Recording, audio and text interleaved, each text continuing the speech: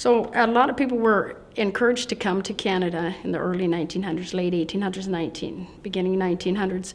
And when people immigrated from the United States, a lot of black families came, and those that were living here in Edmonton, they wanted a place to worship. And they weren't welcome at the existing churches here. Edmonton still had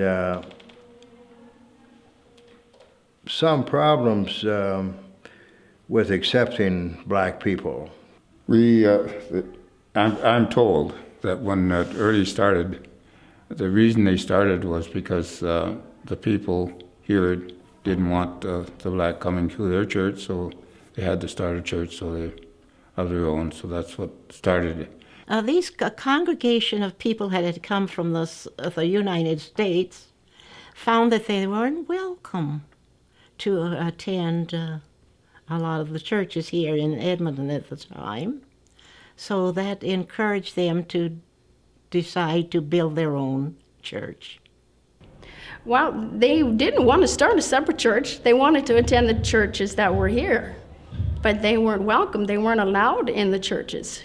So churches are very important to our culture, the black culture, but it really wasn't our own church. It was a place for everyone. And it started back in 1910.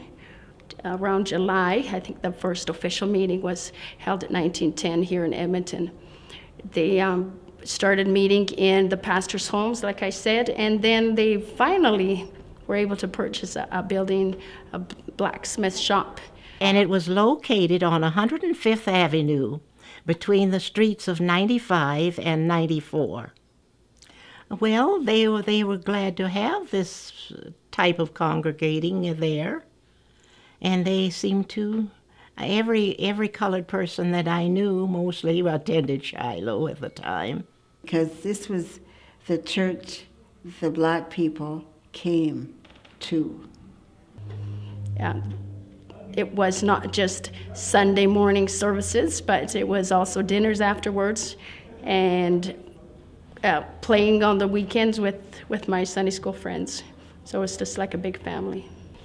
Well, we are celebrating the 100th anniversary of Shiloh Baptist Church, and it kind of was officially formed in July of 1910. So we're using July 1st as our main weekend celebration. Well, Shiloh's always been open. You know, we went through some times when we didn't have a pastor.